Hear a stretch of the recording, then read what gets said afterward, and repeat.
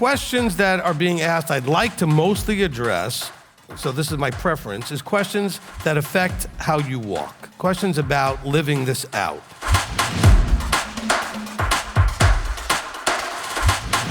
What he's always told me is, tell them that if they're doing what they're supposed to be doing, they'll be where they're supposed to be. But you need a teacher to teach you what it is you need to be doing.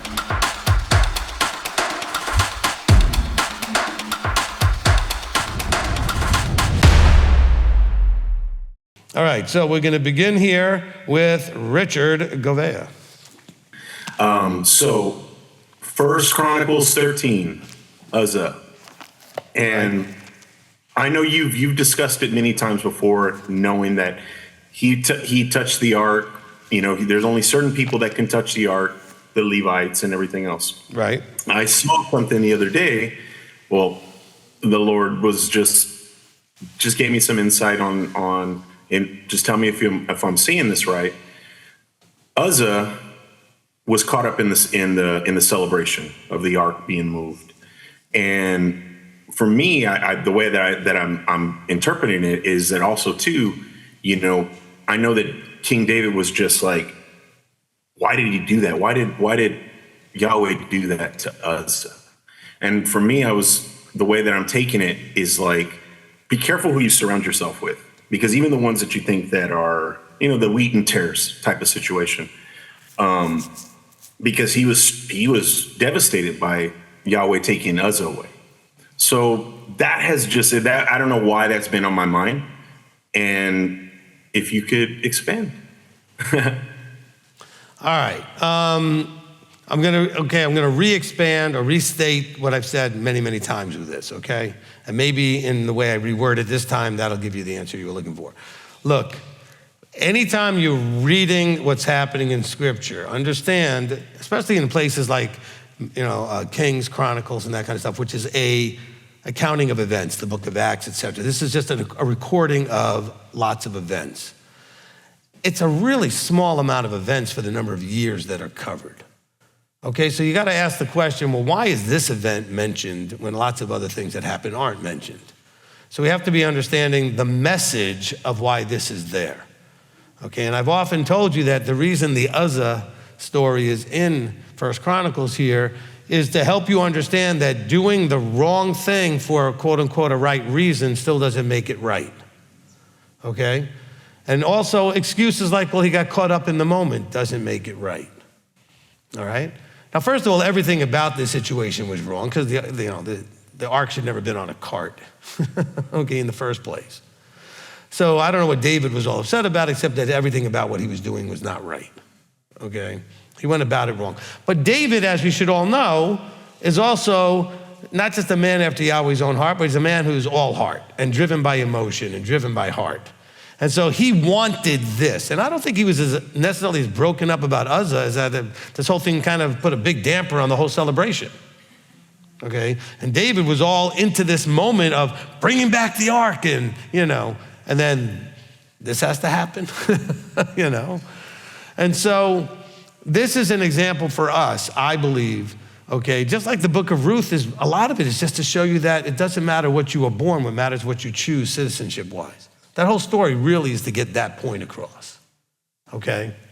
I mean, here you've got somebody who's clearly, you know, not supposed to be, you know, in the assembly and in the lineage of anything, but she made a decision to change citizenship. Well, here with Uzza, here's somebody that if that was you, you might have done the same thing. Oh my gosh, it's falling off the ark. I'm gonna reach over to straighten it out, okay? But that's what we have to realize, that there's going to be moments in your life where something that seems right, okay, might not be right. Because your motivation being right is not enough. This is where and this is a very, very Southern thing. I don't know that a lot of other places do that quite as much as in the South, but this whole idea of saying, well, he knows my heart.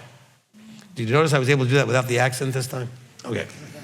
All right, because I usually go, because he knows my heart, okay?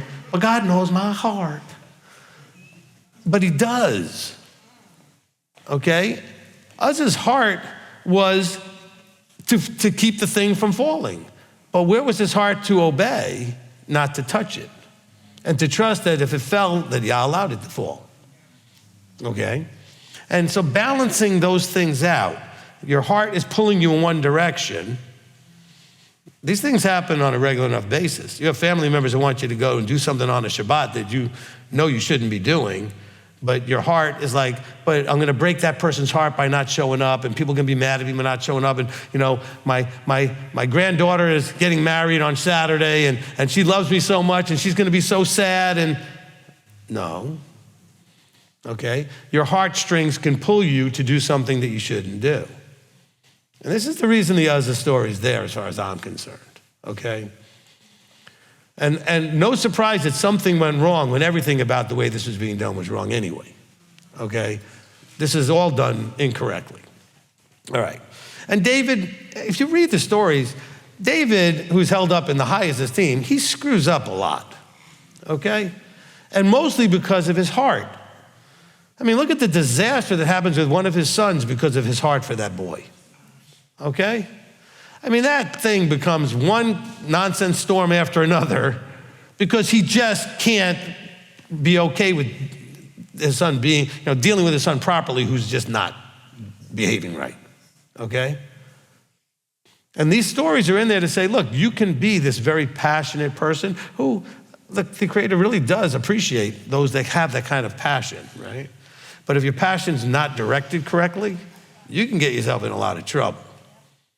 All right, and that's what you see happening here, okay? That's what you see happening here. Okay. It says, and when they came, this is in verse 9 of chapter 13, so when they came to the threshing floor of Kidon, Uzza put out his hand to hold the ark, for the ox stumbled, okay? And then the wrath of Yahweh burned against Uzza and smote him because he put his hand out onto the ark. You know what else is probably a good lesson in here? Is recognizing what's yours and what's not yours.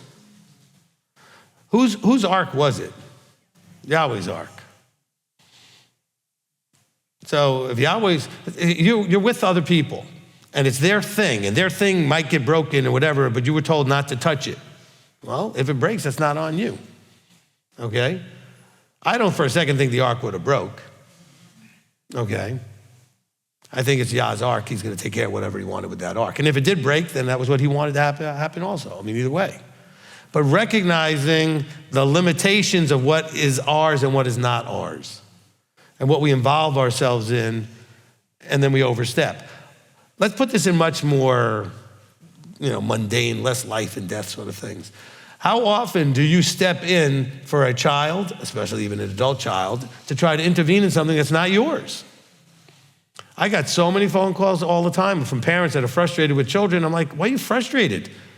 You're involving yourself in stuff that's not yours, okay? Or wives for husbands, or whoever for whoever. You're gonna get smacked in some form, thankfully not zapped like Uzza, but you're gonna get some sort of smack when you step in across a boundary that you were told. Now, I'm only talking about specifically, especially when you were told, I don't need your help, I don't want you doing this, I want you to leave that alone. And then you'll say, oh, but I was just trying to help.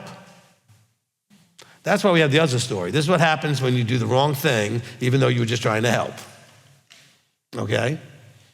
Anybody ever get really angry at somebody who messed something up, they thought they were trying to help, and now you have to fix the problem, or you can't fix it, they damaged something, and yeah, some of you might have a little displeasure burning, okay?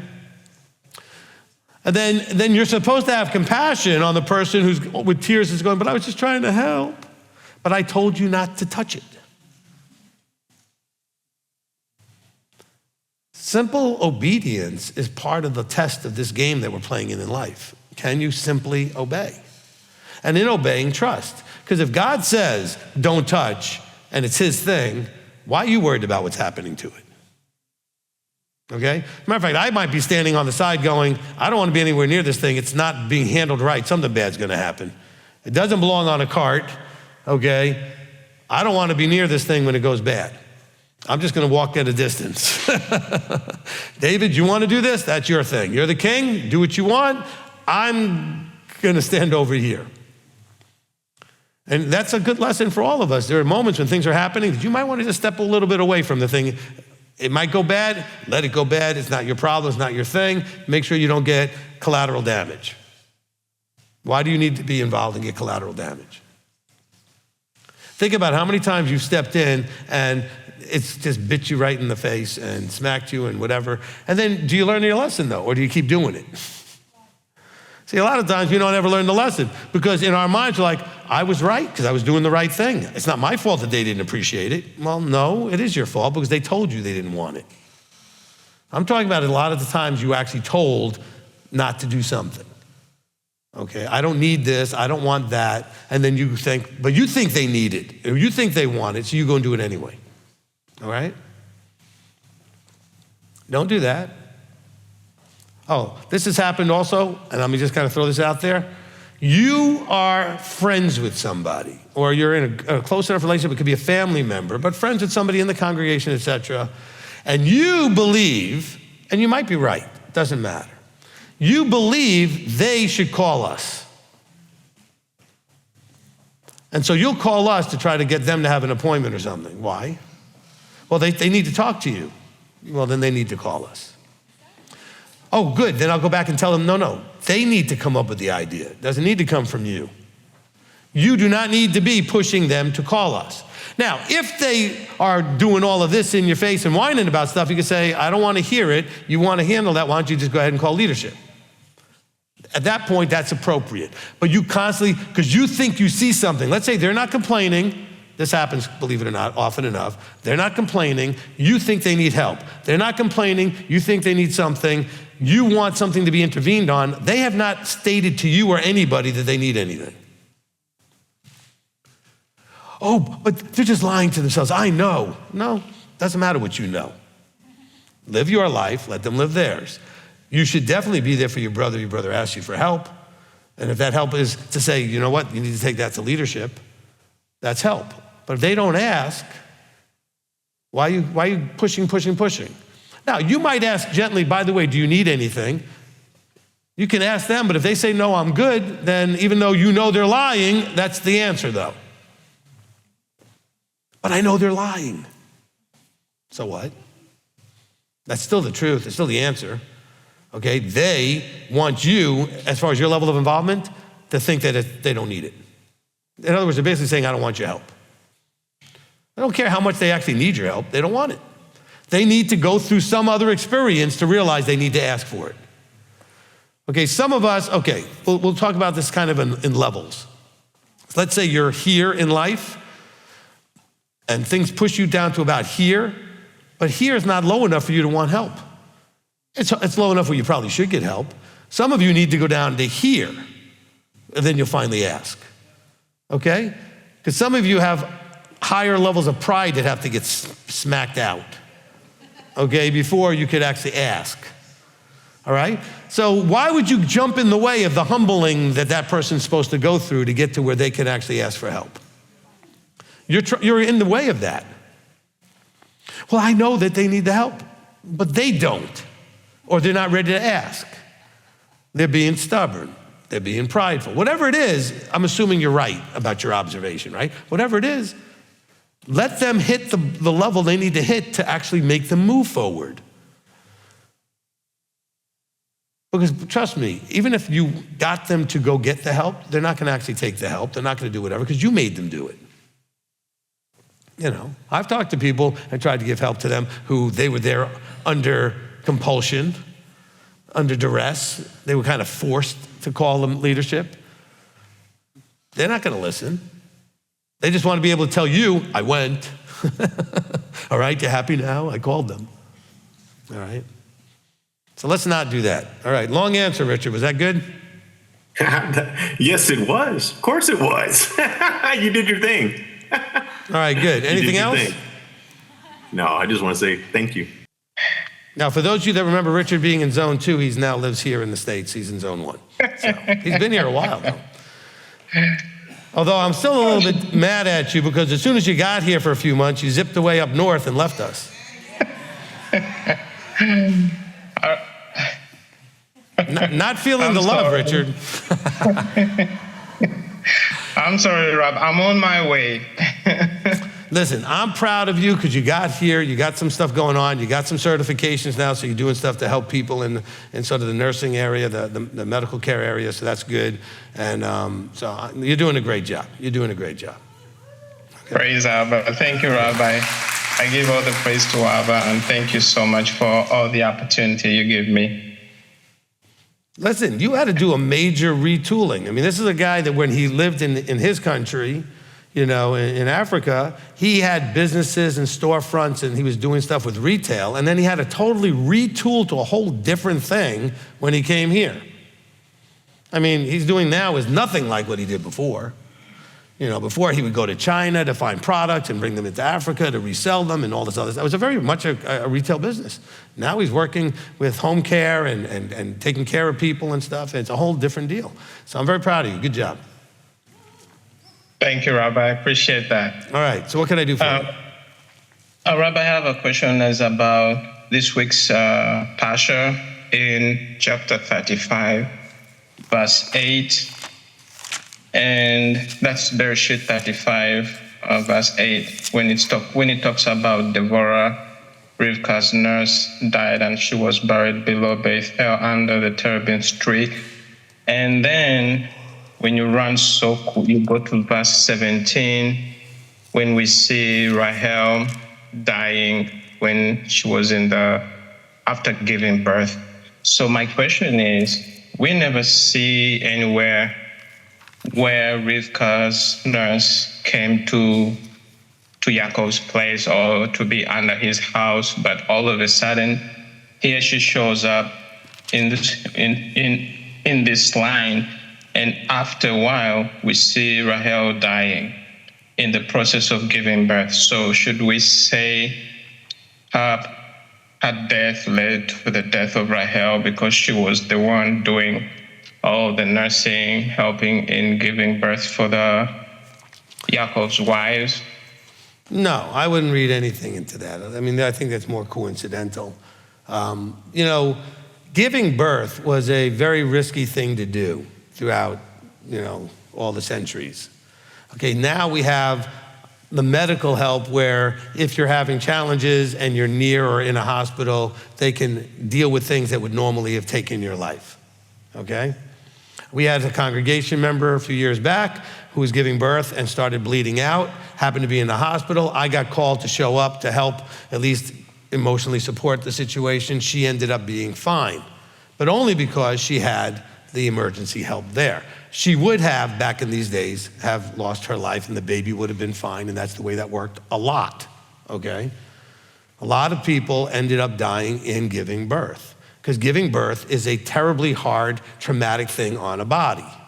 And there's often, you know, the possibility of bleeding, internal bleeding, and that bleeding is what ends up killing a lot of people, okay?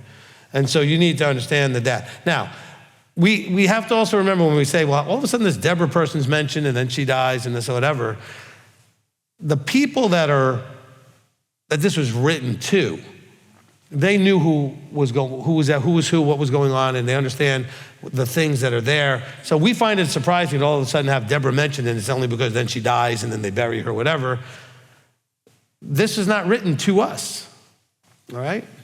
The people, a lot of stuff in here is hard for us to understand because it was written to people that understood exactly what this was talking about, okay? Where we, who it's written for, as well as for them, but it was also written for us, are trying to understand with a disconnected context of several thousand years.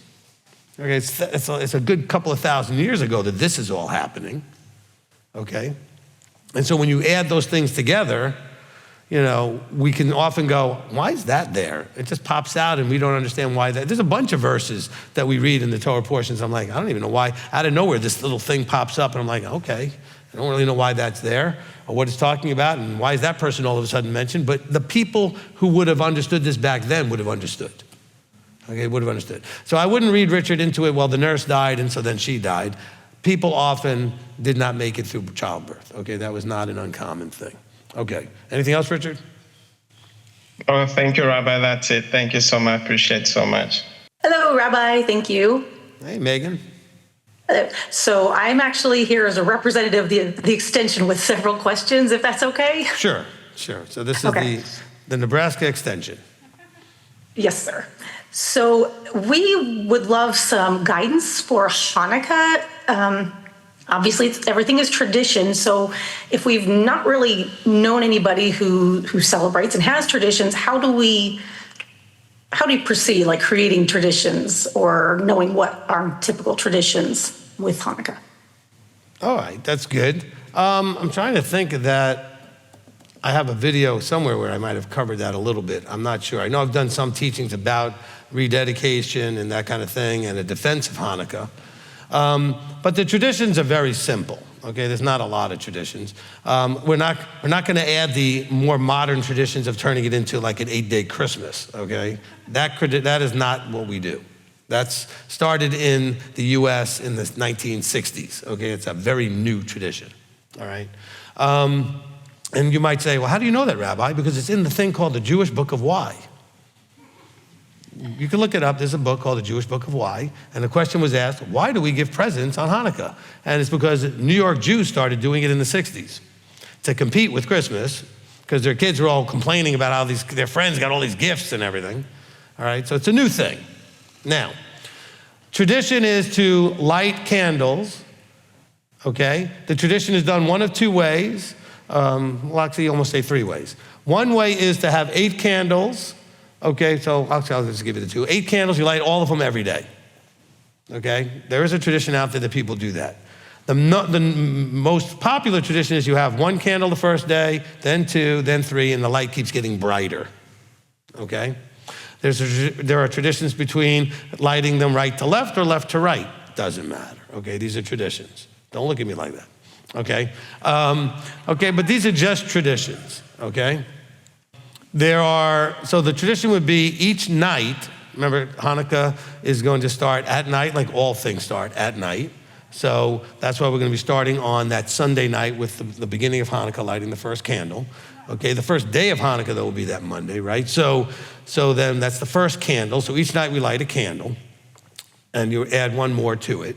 Now, the point being, as I've taught you, is the idea of rededicating the temple and the idea that that's where the light shines. Okay, and there's all kinds of teachings I've done that should be in the Hanukkah playlist right there on YouTube. You've got a playlist that's seasonal, right? As we go towards different feast seasons, there's a playlist of the teachings I've done that are related to upcoming feasts, right? So you do have some stuff there to listen to on the Hanukkah thing.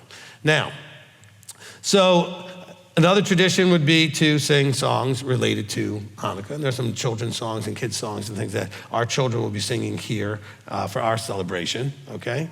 And really, the only other thing would be a specific song, which is m.t.o.i, and otherwise, there's not a lot of traditions to go along with Hanukkah, okay? There are 2 blessings that are said normally each day, 3 on the first day, okay? Because the first day we add the Shehekiyanu, which is a prayer for all seasons, okay? And then there's 2 blessings that are said each day. These are, again, traditions. So what should you guys be doing in Nebraska? Anything you want. I mean, you could do nothing. Okay, you don't have to do Hanukkah. There's not a requirement that we do Hanukkah. There's not a requirement any to do Hanukkah. We actually had some people leave the congregation because we were doing Hanukkah, which I thought was pretty dumb. But, okay, because it doesn't go against anything scripturally. And we see, at least it's mentioned in John 10, where Yeshua is sitting on Solomon's porch. It says during the festival of dedication. Okay, so it is during Hanukkah. So it's mentioned, at least in a neutral way. It's not mentioned in a positive or negative way, but it's mentioned, okay? Of course, where else should he be on a celebration of rededication and celebration of light, and he's the light of the world, etc.? Oh, we'll get to that. That's what I was trying to get. As far as the tradition or the legend about the oil burning for 8 days, that miracle, I've never found anything anywhere in any, ancient writings or anything that actually said that happened. Okay, sounds to me like we used to call it like a Bubba Mises, like an old grandma tales. Okay, so as a way to tell grandchildren, this is why we do 8 days. The oil burned for 8 days. There doesn't seem to be any of the sage writings, Talmud, any writings that actually mention that, all right? So I can't find it. So, and I've had other rabbis that were friends of mine that we did research, we just didn't see it. So I don't ever focus on that as being a part of Hanukkah, all right? What happened was, though, that we do celebrate is that the Maccabees defeated the Hellenists, okay, and the Greeks that had come and taken over and had basically spoiled or destroyed the temple in a terrible way with the abomination of desolation that we're talking about. That's what we're talking about, what happened there, okay? And so when they won, they wanted to clean out the tabernacle, the temple, so that they would be able to do Sukkot. And it took longer than they thought, and they weren't able to get it done. So now by the time they get it done, it's now months later. And so they decided, well, we're just so excited about the temple, let's just have a dedication feast where we're going to just rededicate the temple. And let's do it for 8 days like we do Sukkot, which is Shmini Atzeret, okay? Which is why it's 8 days, not because of the oil burning, okay? Because they had wanted originally to do Sukkot.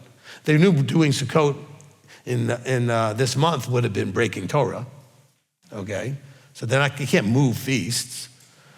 Now, the next year they realized, that blessed us so much. Let's just keep doing that. Let's do it again. This idea of rededicating ourselves, rededicating the temple, and celebrating that it is the light in our community. Okay, this is the center point of our community, is this vertical connecting place called the temple. All right? And so that's what they did. That's what they did. And so their tradition has been maintained all the way till today to celebrate that time of year for the rededicating of the temple. That's what's going on. So Megan, what you guys might want to do, and I can send you our, you just gotta remind me. You know what, send me an email. No, that won't work because I'll never look at the emails. Okay, get in touch with Elder to remind me to send you the program that we do. And the program simply is that we're going to go ahead and recite the blessings, okay? And it has the 2 blessings there. And it has the words to m.t.o.i. And you can look that up on YouTube and see how m.t.o.i. goes and how that gets sung. Brianna does a great job with that, okay? And now another tradition is because of the oil. One of the traditions is to eat things that are fried, okay? And so, just like a tradition for Rosh Hashanah is to do something with honey because it's the sweetness of the new year, the sweetness of a new year, right? So that's where that tradition comes from, doing something with honey. All right, so in this case, what we're doing is having, and it's actually, tradition is more like a jelly donut. Okay, so it's called safkiniot, and you get to see my wife and daughter making them in the YouTube video, the set apart cooking. Okay, but no, you do not need to, clog your arteries and have, fried things. All right, and then of course there's the potato latkes is the other tradition on Hanukkah. Okay, so these are just traditional things. Remember, this is important for all of you listening. I said this, I think, in the Zone 2 meeting also. Tradition. Okay, traditions are totally fine provided they don't do one of these 2 things. Either of these 2 things, then it's fine. Number 1, it cannot get in the way of a Torah observance. It can't interfere with or go against a Torah command, okay? See, when Yeshua in Mark 7, he said, you guys, you kind of get in the way of the law by your traditions. And then he gave an example, okay? So you can't use a tradition to get in the way of a Torah command. The second thing that you can't do is you can't treat a tradition as if it's a Torah command. You can't elevate it to that level, okay? So if I go through a whole year and do nothing for Hanukkah, breaks nothing, hurts nothing, no big deal. If I freak out and think I've sinned because I didn't do something that's a tradition, that's gonna be a problem, okay? So let me give you an example of how this should be handled like in your house. Many of you pray before you eat. That's your tradition. And by the way, it's a tradition, there's no commandment, right? But it's a good tradition. Most traditions are good if they don't break a commandment or get in the way of keeping one, or they don't treat it as a commandment, because you use them to enhance an understanding and a celebration of something, right? Many of you have traditions on how you start Shabbat. There's nothing in Scripture that tells you to do anything to start Shabbat. There's an instruction to stop doing stuff when you start Shabbat, so you're not working anymore. But it doesn't say to do anything in particular to start or end Shabbat. Many families, my wife's family, had very strong traditions on how they started and ended Shabbat. Nothing wrong with that until you start treating it like it's Torah. which is something they did sometimes, okay? So that for me was a problem. So if you pray before you eat, that's fine. If you're gonna really have a meltdown if you forget, or if somebody in your family forgets, like if they go to grab something, one of your children, and you're like, we didn't pray yet. Calm down, they're not sinning. Now what you might wanna say is to the child, excuse me, we have a tradition here, I'd like you to respect the tradition. This is what our family does. So now it's about family, tradition, and respect, not about Torah. Do you understand the difference? So you don't want the child to be like, well, it's not Torah, I can do what I want. No, we have family rules and we have family traditions. You need to respect them. Yes, it's not Torah. It's the Torah of this house, though. Okay, this is what we do to respect the authority in this house. That's fine, okay? That's fine. But I've caught people, when I was a guest in somebody's house, and they're looking and waiting for me to pray before the meal and everything, and I'll reach right out and grab something off the table and put it in my mouth, and they'll look at me like, you know, especially the kids, like, and I'm like, you guys are treating it like Torah, aren't you? I'll catch people. You guys will do that. You'll get all messed up. Don't do that, okay? Pray before you eat, that's great. Pray while you eat, pray after you eat, I don't care. There's no instruction requiring you to do any of that, okay? A tradition was formed to pray after eating because of Deuteronomy, where it says, when you've eaten and you are satisfied, remember that he gave you the ability to have all that. That is not a commandment to pray. It's a saying in general, when you do the things in life and you've got the big houses, it literally says all that, and life's going great, don't forget where that all came from. Okay, so that's not a specific instruction about a specific moment that you need to pray about it. You should be praying always. Being vertically thankful and aware and connected always. All right? So there are no instructions to that. Well, but you know, Yeshua, he broke the bread and he was a Jew. He was with Jews. That's what they did, okay? And it wasn't a bad tradition, so why would he not do it? Why would he stir up the pot for no reason?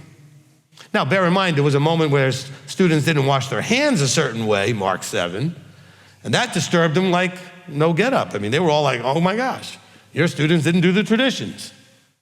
He's like, it's just a tradition, calm down, okay? Now, of course, you Christians use that as an excuse to break all of the laws.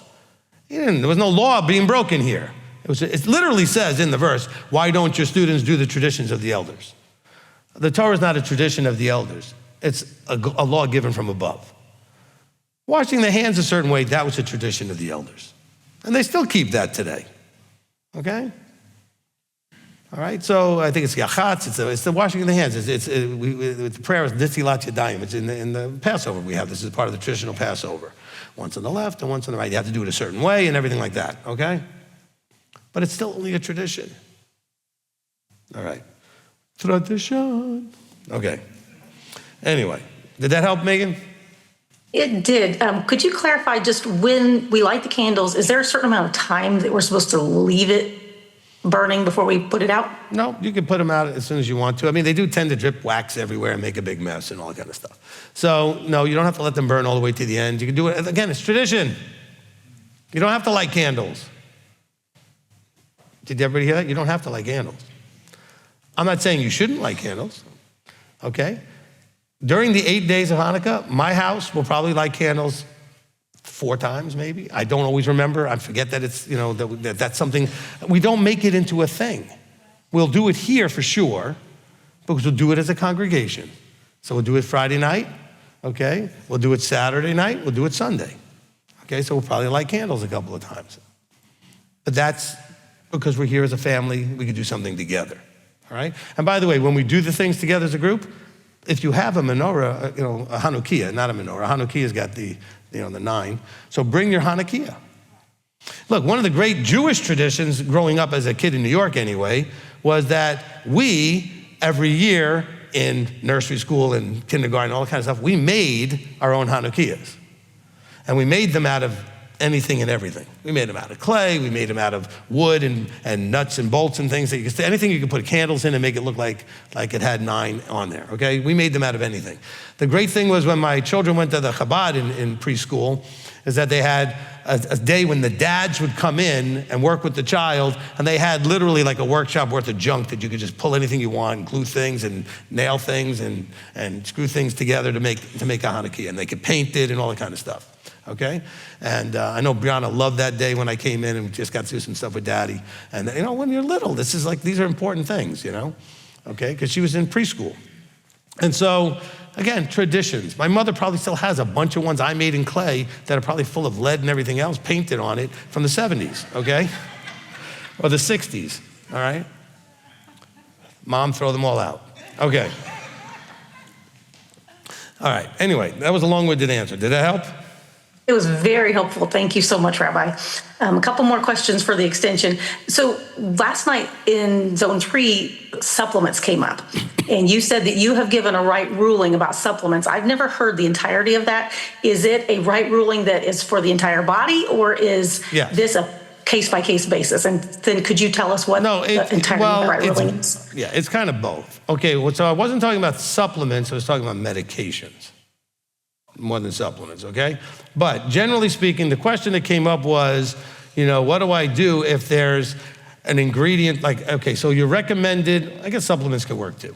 Okay, you're recommended that you need to take more fish oil, okay? And that's often something like a krill oil, okay? Which is probably the highest quality level of whatever you're gonna get of the fish oils. But it's an unclean animal. But you're not eating the animal, you're eating the oil, okay? It's just like if you have a thyroid issue, and I've had this question come up, I don't know how many times in the last 25 years. Well, I've tried the porcine versions. I've tried all the bovine and this and that and the synthetic ones, and it just doesn't work. So then they go and switch and say, is it okay to use the other one? And the answer is yes, okay? By the time they've pulled that one chemical out, they've isolated it. It is not the whole pig. It's not all the problems that you're gonna get in the meat of the pig. That's especially where the problem is in these animals, is in the meat. Okay, they're taking a single chemical out, they're isolating it, purifying it to whatever degree, meaning it's not mixed in with other stuff. It's just that one chemical that they're pulling out of it, all right? That's chemistry, okay? So this is where I've said you can use these things. I would go and make the effort to not use them. Okay, so if the only one that I can get that has the effect that I need is one of those, then sure. Okay, again, I'm not breaking Torah to do that. He said, don't eat the animal. Okay, when we pull a single chemical out of an animal, we're not eating the animal. Okay, this is now science, it's not digestion. Okay, you're not like chewing on the animal and getting something out of it. It's a totally different thing. Okay.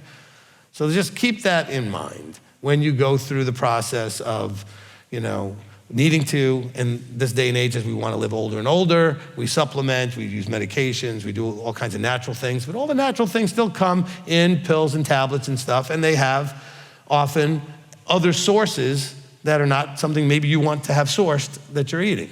So don't. But if you feel like it's really the best way for you to get that particular thing and the other ways don't really work, then I gave you a right ruling from the leadership that it is okay. All right? I don't believe it breaks anything. All right? That's been the right ruling, okay? All right. Elder, did I say that pretty much the way okay. Because you remember when I first gave that out there, all right? Just so people know, all right? And the same thing with your medication, and the only way to get it is in a gel cap that's using gelatin that you don't want. I mean, you could always get your own caps and switch. Listen, that's a mess, and that's going to really risk messing the whole thing up. That's fine too. Again, it's not eating the animal. Okay, they took one little thing out of it to make the pill for you. Now, nowadays, mostly everything's veg cap because they've got people with all these allergies to everything. They try to make everything veg cap. Okay, vegetable. Again, here's the important thing. What's the word I want to look for? Don't get lazy. Don't be complacent. That's the word I'm looking for. Make the effort. I want you to understand, you are being watched for one purpose, to see the effort. Okay? Some of you are going to hear, oh, Rabbi said I could do this, so you're just going to grab the easiest, most convenient thing, not make any effort, not look for the veggie caps, not look for the whatever, the non-pig, whatever. You're not going to do it because you're just going to take the easy route. He's watching you do that. Okay? He's watching you do that. I'm talking about the right ruling was made for people coming to me literally in tears because nothing would work except the one that they were told they can't have. That's the person that made the effort, okay? So just remember, as you're listening, listen fully, okay? Make the effort. Make the effort. All right, anything else, Megan? Actually, I have several more. I do need clarification on that one for myself, though, because so I take a probiotic, and it is a gelatin capsule, and I tried to use a different probiotic, and it did not give me the same results in my body, and so then I went back to the other one, but I've been taking it out of the capsules and putting it in a vegetable one, but I don't take the full dosage that's helpful because it is really a pain in the neck to do that transfer. So do I continue doing what I've been doing, or is it okay just take it the way that it's you're fine. manufactured? You can take the bill. Okay. And again, everybody listen. She tried every single thing to do the other way around, and this is the only one that worked, okay? And listen, your gut is where health starts. It all starts in your gut. So if you can't get your gut right, you're gonna really have a problem with lots of things. So if this is the only, now she's tried. Did you hear the heartfelt, I've tried everything, it just doesn't work. This is the only thing that does work. That's what we're talking about here, okay? All right? Now, anything else? Not on that. I have a whole list still. Okay, well, maybe get in line. We'll see if we have time to get you back in. Okay, hold on. Thank you. All right.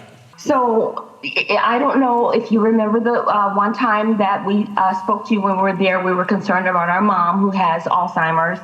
I moved here to St. Louis to help take care of her about 4 years ago. And now we have put her in a nursing home. So I have more time to visit with family while I'm in the area because I had not been living near family for many, many years. And so I would like to reconnect with family. So my question is, I was able to get together with them for Thanksgiving because I knew that would not be a problem. But they also get together for Christmas. And so my question is it okay to visit with them when they're doing their and they're not really celebrating Christmas, they're just getting together and eating because they don't really do anything that's religious or anything. It's just they're celebrating the pagan thing by getting together and eating. And it's not on a Saturday. This is not on Shabbat this year. So I was just wondering if that would be okay to go and visit when everybody is gathered together, or should I not do that? All right. Okay, this is a good, timely question for people with this time of year, okay? Look, all right, everybody's gonna have a slightly different thing. Some people are like major Christmas people and their whole house is Christmas and everything is going on is Christmas, when it's this time of year. And there are other people that really throw a little token nothing at it, and you probably go to the house and it doesn't even feel like they're doing anything. And so everything's gonna be unique to your situation. The thing is this, I'm not gonna wanna walk in a house that's all Christmas. And everything is focused on that, and I'm supposed to be focusing on family, and I'm surrounded by, trees and all the lights and all the figures and all the other stuff that people do to their houses to make it look Christmas, all right? That's gonna be your call on that. I know that people generally are not doing anything religious with Christmas, which is really the hypocrisy of the whole thing. They're claiming it's about Messiah, and they do nothing in it that has anything to do with anything vertical, okay? It's all about this family, fun, presents, whatever, best time of the year, whatever. Really, look, it's supposed to be about the Messiah, according to you, not according to me. He wasn't born then, okay? But if you're gonna claim it's about him, so you're right, they're probably not gonna do anything religious whatsoever. The question is, are you gonna be comfortable there participating in the fact that they're doing this because it's Christmas, okay? And they're turning it into a Christmas dinner. Okay. Now, yes, these unfortunately are the times for a lot of families, that's the one time a year they get together. And look, your choice, remember Messiah had to say to some people, this is now your mother, this is now your sister. You're gonna lose a lot of family over your choice, okay? And that's just the reality of it, where, you don't have a whole lot of control over that. Okay, Thanksgiving would have been fine. Other times you can get together with family is fine. All right. This is your family now. I mean, I would make sure to come to things like Sukkot and Passover and Shavuot and be with family. Okay, this is family. There's the one you're born in, and there's the one that you're choosing. This is one you have by choice. Now, that being said, no, I'm not doing Christmas dinner. Okay. Now, I'm not going to tell you you're sinning and you're breaking commandments to do that. My ruling has always been we're not doing Christmas dinner, okay? Thank you, Rabbi. Okay, right, because no matter how you spin it, it's still Christmas dinner. And you know it is, they know it is, okay? Mm-hmm. All right. Right. All right, thank you. You're welcome. Look, the thing I hate the most about the whole Christmas thing is that it can't even be relegated to a day. It's got to be like a month and a half. I'm already tortured going into buildings, restaurants, and stores because the music is playing, which I could deal with for a day or two, but I have to do it for a month, and it'll keep going all the way through New Year's. I'm like, seriously? And you have to, no, don't do this. I was gonna say, you have to come through my neighborhood. My subdivision where I live, the people have 4 or 5 houses that are sort of like friends with each other, I guess, have put the display of all displays of stuff all over their place. I'm not just talking about the lights on their house. I mean, they've got figures and statues and this and I'm like, you guys, what does this have to do with Messiah? None of it, by the way. It's all little elves and Santa Claus and this and that, all this other. I'm like, what about this are you so into? I never got it. Okay, even when I was keeping nothing, I never got it. It just didn't make any sense to me. But, I have to drive by this every night, when I go by to my house, and they'll keep it up there at least until New Year's. All right, it's like, please take this stuff down. We should have a homeowners association say, your stuff can't go up at least until December 1st, and it has to come down on the 26th, okay? Or by the 30th, whatever. I mean, it's just ridiculous. It's ridiculous. So firstly, Rabbi, thank you so much for everything that you do. I've been taking in everything that you said. I've been applying it, and I must say it is working. So thank you so, so much. I have 3 questions. Of course, if I get to the second one, you think it's too long, of course, I'll exit and come back. And Sajade has 2 that she only wants to ask Rabbi, if that is okay also. Sure. All right? Yeah. So the first one I have is with donations. At work, around this time of year, they say it's the season of giving, yada, yada, yada. And so they came to me and asked me if I wanted to contribute towards an orphanage. I told them no, because this has something to do with Christmas and I don't celebrate Christmas. I just want to know if I am looking at that in the correct way. We don't want to come across wrong with people, so this is what I would say. I would say, look, thank you for bringing to my awareness that there's an orphanage that needs help. And if I move to help them, I will, but not during this season. I'm not connecting it to this. Did that make sense to everyone? Okay? And so, that's a better answer. You say, okay, you've vetted them out. You think this is a good charity. When I'm ready to make a charitable donation, I will keep them on my list of people to give to. And so that's sort of an answer to show that you're not just being a jerk or something, because that's how they'll think of you, like, oh, you just don't. And I say, look, I don't want to connect it to this particular thing, but if I move to give, I have others that I give to maybe as well, or I'm considering, so I'll keep them in mind. That's a better answer, okay? I do like when they come and ask me for stuff, because then I'll say, well, actually, we have a ministry. You give to mine, I'll consider giving to yours. They're not going to do that,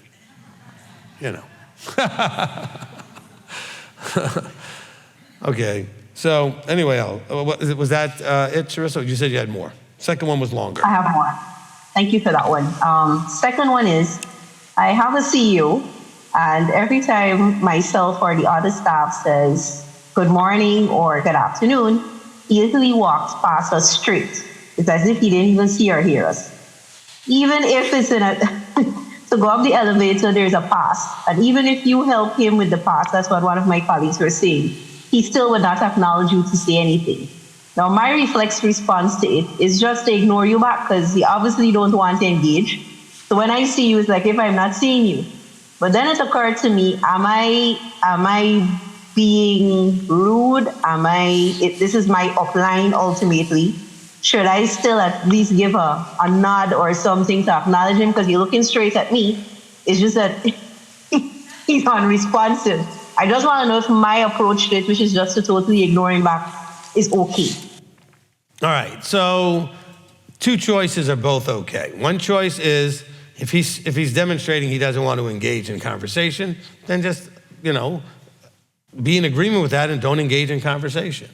The second thing that's also okay is if you being you means you say hello, you say goodbye, you say good morning, or whatever it is that you normally do it without being offended when he doesn't respond. Just do it because it's you, okay? I don't want you to stop being you just because of this. However, it's not that it's not being me. If I recognize a person doesn't want to engage, part of being me means I respect that. You don't want to engage, I'm not going to go and push myself in that way. So I think that the best probably thing to do is just, if he doesn't want to engage, just don't engage, all right? However, be ready if he engages. Maybe at some point he just says good morning, say good morning back, okay? But, if he generally doesn't engage, don't engage either. That's fine. That seems to be what he's desiring, all right? Did that answer it? Okay. Yes, that's clear to me, Rabbi. And then I have one more. Sure. It's regarding this Torah portion. Okay. So, you would have explained this a few times, but it's just not getting it clearly. Something is just not connecting. And that's for Bereshit 32:28, when it says, your name shall be Israel because you have striven with Elohim and with men and overcome. Right. A part of my mind is, okay, did he overcome his flesh? I don't understand how you can overcome Elohim and man. Somehow the term is just not sticking in my mind. I'm not getting it. Okay. And I know you explained it, my dad. Did you hear me explain it last night? Yes, still didn't get it. Still didn't get it. All right, that's fair. Okay, we're reading something that's from a long time ago being translated and then put into English and everything else.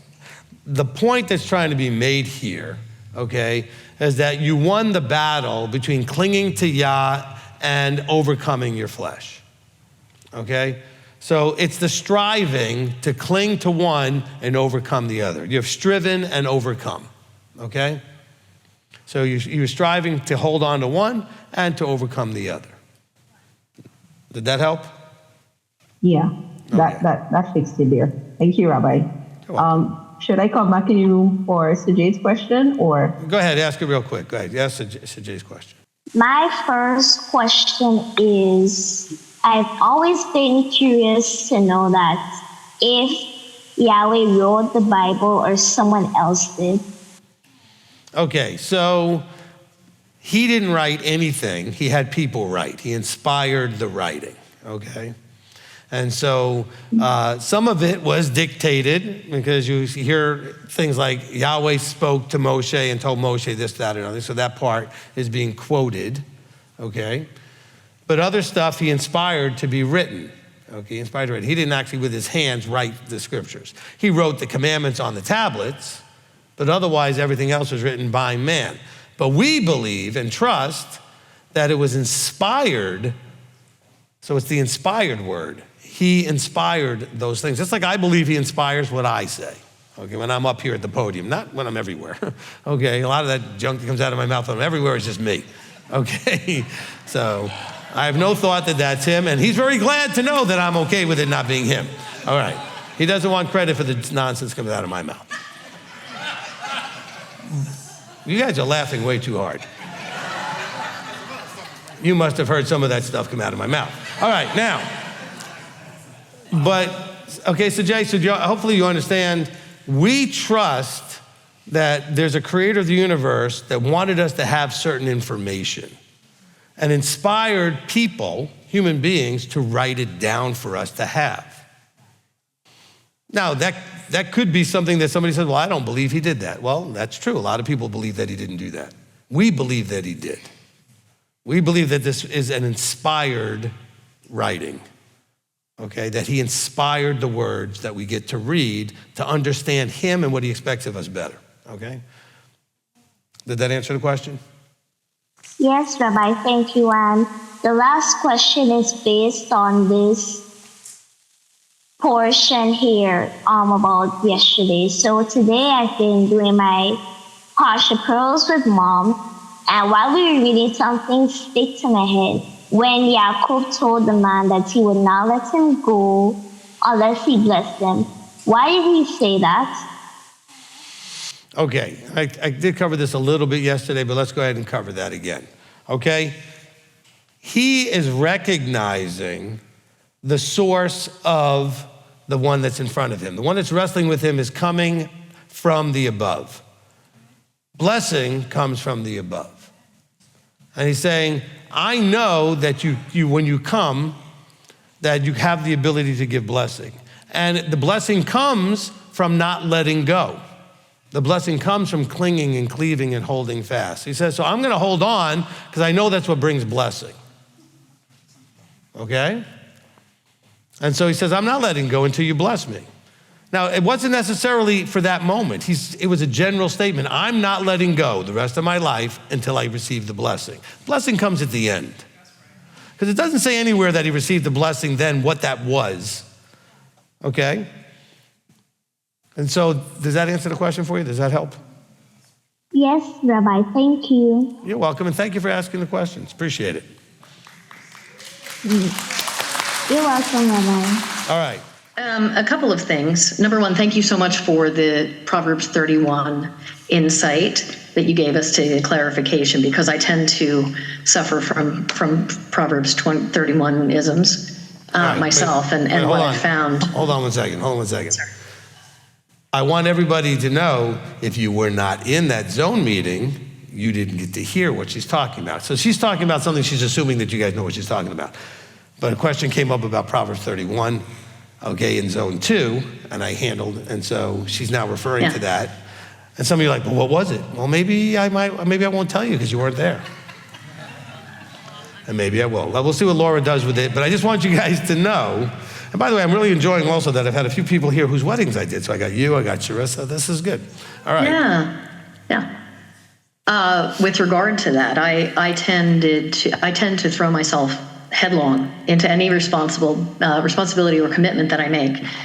I throw myself headlong into it, and I like to be productive. I like to be industrious, and over the years I've learned how to rest on the Shabbat and to take that free time to take care of myself and to recharge. And it was good to hear you say that you don't think that Proverbs 31 quite works for today's women, and that we actually do need to take a rest. And what's interesting about my husband, I actually checked in with him this morning, and he told me that he wants me to rest. He actually wants me to tell him when I need to back down, when I need to do some part-time cooking instead of full-time cooking, whatever it is, and he will pick up the slack. But because for him, the best way to serve him and to provide for him is for me to be balanced and peaceful and happy. And in order to do that, I have to prioritize. So that was one thing I just wanted to say. And the other thing is this Rachel and Leah thing. There's something that I haven't heard you mention a lot, and it always bothers me. And it's probably because I myself have struggled and have been struggling. I've struggled in my earlier life, and now I find myself struggling again. And this is with the idea of being childless, not by choice. And this is where I become transparent. And I do this because I believe that there are other women who struggle with this, and perhaps men who don't understand. So if it's okay if I share some insights, I may have adopted, but I have not seen that adopted child was very difficult to raise and did not fill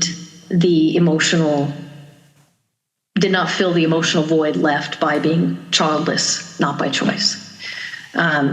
For a woman, it is a biological drive, just as for the man to procreate. For a woman, it is to conceive and to carry and to nurture an infant. It is a miracle that the Father has created, and when a woman is deprived of that for whatever reason, there is a tremendous loss. and there's a grieving process. And what I find myself in recently is that I'm married to a man that I'm crazy about, and even though I'm well beyond my childbearing years, now I have this drive back. And I know that's really personal, and a lot of people might be saying, oh my gosh, why would she share that on live stream? Well, because it's real, and because I know I'm not the only person who has experienced this. And I have a stepson, so now I'm in a blended family, and I thought, oh, well, this is great. I have another chance to be a mom. And I just want to share with you and with anyone who might be listening, who might be able to relate, or who might be able to understand their wife better. It does not replace that God-given need and drive and desire for a birth child. And so I look at Rachel, who eventually was able to conceive and give birth. I don't, and then Leah, who of course didn't have Yaakov's love. And I look at both of those women and I say they have both suffered a loss. And that doesn't mean that they should be sniping at one another, having a horrible attitude, and being manipulative. What I'm saying is that those feelings are real and they're valid. And we as women need to account for those and deal with those feelings in a way that is productive, healing, responsible, and ultimately authentic, so that we can bring it to other people. And husbands, I believe, need to understand what is happening sometimes inside of a woman that they can't possibly understand. They don't understand the stepmom role. I didn't understand it until I became one. And the jealousy that I feel toward my stepson's birth mother, which is preposterous, because I've been told by my husband many, many times, it has nothing to do with what he has said or not said to me, that she pales in comparison, that he's grateful for his son, but he doesn't have any emotional attachment to her or anything of that sort. But I just think that this story, and stories like it that seem to be, even in Sarai being barren, tend to trigger that in me, and I'm aware of it, and I feel myself responding emotionally. And in those moments, what I do, and I guess this is also what I wanted to share, is that I recognize it, I name it, and I say, okay, this is what's happening. And then I give myself the space for that wave to ride over me. And I know where it comes from. And I seek the appropriate resources that I need to deal with the feelings that I'm having that are very real, just like the feelings that I had when I was raising my adopted son. Very, very real. Taking responsibility for those struggles and not putting them on other people via blame or, as I said before, sniping, I think is the mature thing to do, which is, I believe, what you teach. Of course it is what you teach. You teach it all the time. And I guess I just see this as another example of being able to recognize what we're going through, name it, and then take responsibility for getting the healing or the comfort or the counsel that we need to navigate that as a responsible adult. Right. Well, listen, I really appreciate you sharing that. Look, the bottom line is that, first of all, not all women have that drive, or at some point they don't have that drive. I mean, the majority probably do, and that's fine, but there's some that just really didn't have that pull towards birthing children. But the thing is, you do, and a lot of women do. And the problem with Rachel and Leah was, they didn't own that their problem was their problem, and they wanted to blame the other. They wanted to blame somebody instead of just saying, well, let me go to Jacob. Rachel could have gone to Jacob and said, Jacob, I'm just very sad because I don't have children. As opposed to just trying in some jealous way to produce, thinking that she wanted to project out that he was disappointed in her, which we don't see that anywhere, okay? And Leah thinking, well, I got to blame somebody for me being the one that's not as loved and desired as Rachel, but that's not her fault. That's not Jacob's fault. It's you and your father's fault. for getting in the situation that you're in. And so, and if you happen to be someone like Laura, like, said, where you were childless but not by your own choice, somehow you have to have peace and say, well, that's something I didn't have a choice in. It's hard. It's going to, like you said, wave will flow over you from time to time and that kind of thing. And it's good to recognize that, yes, for some people, adopting and other things may help somewhat. It may not help really, ease the whole thing. And in your case, you ended up marrying into an already existing blend, right? So there was a child there. And you also had the other one that was yours that you adopted. But this is not, it's good for people here that, look, I've tried some of these things. It doesn't necessarily fix the problem, okay?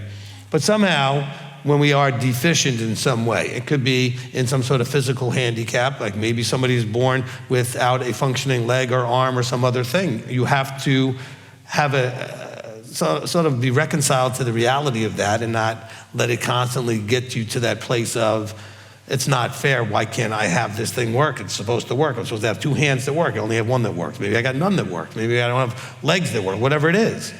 In your case, you're like, I'm a woman, I should be able to have a baby, but you didn't get to have a baby. That is what it is. So the encouragements were good. I appreciate also the vulnerability and your sharing with people, and that was very nice. Thank you. Yeah, and I think that these women were just trying to manipulate the situation to but it came fix from, it. And I think that we do that, Rabbi. That's what I'm saying. I think that we do that. Hold on. But it comes from victim mentality and blame, right? Victim blame. That's why they were sniping at each other, because I'm the victim and it's your fault. I'm the victim and it's your fault. This is the kind of stuff that's going on. When you're not the victim, okay? Leah was in a situation somewhat by choice. Her father put her in the situation, but by choice. And Rachel, by no choice of her own, couldn't have the children, but couldn't have peace with those realities, okay? And so look, and by the way, the second one, she dies. Maybe Abba was trying to keep her alive, and not have her have babies. I mean, who knows how this all plays out? Having peace with what you have, we talked about that actually also in the zone meetings, okay? You gotta have peace with what you have. You have to have acceptance for what you have, all right? That doesn't mean you don't try to find other ways to, from a peripheral kind of way, to kind of have what you want, even though you can't really have what you want. Because there are some people that have gotten tremendous amounts out of, and I know you have too, out of their adopted children, out of having those relationships. It just doesn't actually fill the full void, okay? And so it is what it is, right? It is what it is, okay? And so you have to get to that place of peace. So I thank you for sharing that.